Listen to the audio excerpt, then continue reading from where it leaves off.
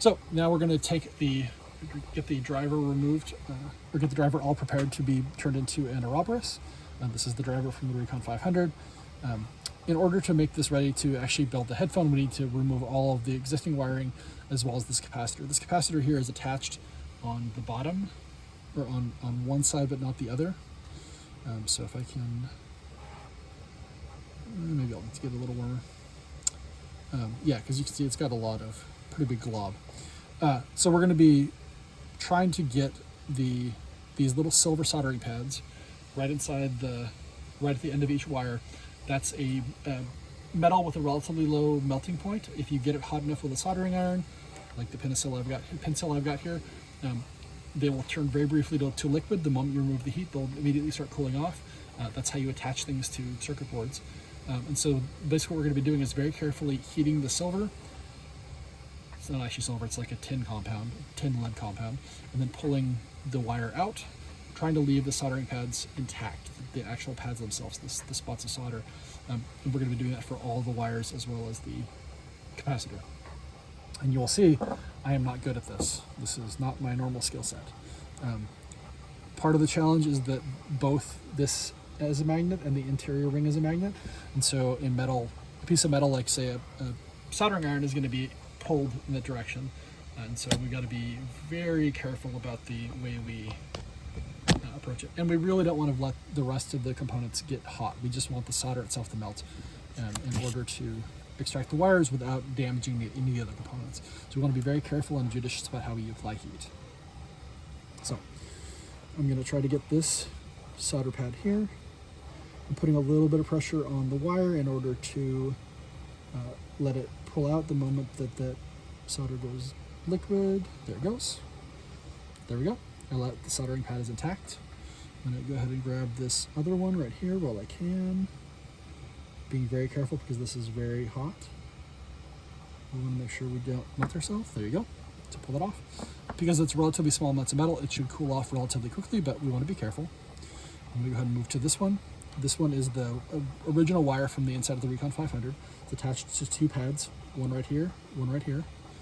We're going to get those carefully. I'm going to put my hand there in order to try to get a little pressure on the pad. Whoop. Not quite enough. And if your soldering iron gets too close to the plastic, it will melt the plastic, unsurprisingly. So there you go. That's detached. So we can run to the other side. I'm going for this soldering pad here. I'm going to try to put a little bit of pressure on the side.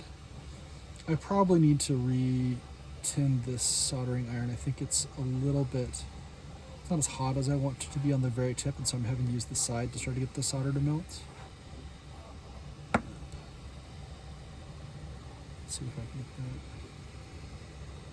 There it goes. Pops. So there's one that wire is removed. So now I have two wires and then the capacitor itself. Let's see if I can get that capacitor to lift up. It shouldn't be attached on this. Oh, it might be. It might actually be soldered into that same pad as this black wire on this one. It wasn't on the last one. These are not expensive drivers. These were like $10 on AliExpress before. Quality control is not their strongest suit. Let's see if I can get this to pop out.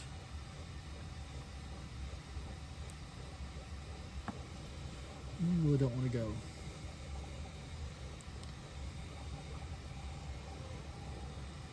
I'm a little concerned. I don't want to get the rest of this so hot. I'll give that a minute. Maybe I'm just off the pad. I'll try to get this one.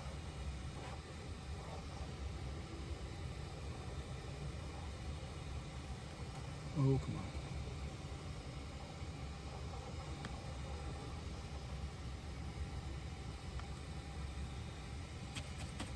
I wonder if I've got a little bit of crap on my soldering iron. It should, there it goes. It should turn the liquid a little bit faster. It makes me think that the outside is, yeah, it's a little bit coated on other stuff. I should probably about due for a new tip. So I'm going to go back and try to get this one while I have it a little clearer. There it goes. Yep. It's a good reminder to, keep your soldering irons clean. I'm gonna see if I can get this up now. We don't actually want this capacitor, and so like I don't need to be that careful with it. Yeah, it's a little bit stuck with a little bit of glue. So I'm gonna get this just pulled up. Yeah, you can see, wow, there's a lot of glue in there. I don't love that. I think that's intentional. I think that was someone being careless. Be careful not to damage the board. I would really love to get that out of there if I can. Well, maybe I'll have to deal with that another time. Yep, I'll deal with that a little bit later off camera. So then the capacitor is attached by 2 soldering pads, one here, one there. I'm going to apply a little bit of pressure. There it goes, that one pops. So I think I just pulled the entire pad there. I think this happened to the first Ouroboros I did. I just ended up filling this in with a lot of solder and it was fine, but that is actually a pad we care about. So we want to be careful with these to make sure we're getting as much there. That worked. Nope, that didn't work well. Super well either. Yeah, so I have now pulled both of those pads off. I think I can fix it just by applying a substantial bead of solder to fill that hole. In a perfect world, you would not have that much of the solder come off. You would like to leave a pad there so you don't have to then go back and recreate it, which maybe I can just see if I can.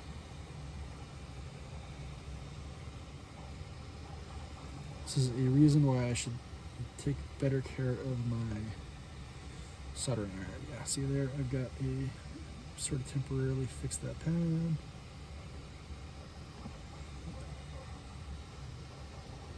Yeah, well, I'll deal with it when I get to it. Again, very hot. I'm going to set it somewhere where it's not going to burn anything. This is why a silicon mat is great for soldering. And now we have this driver is ready to go, as was this one. Now that they're both clean, don't have any of the parts we don't care about, they're ready for assembly into an Ouroboros. So I'm going to set them very carefully on a microfiber towel because I have a bunch of them. I have 3D printers. And that is the breakdown of the Recon 500 for Ouroboros.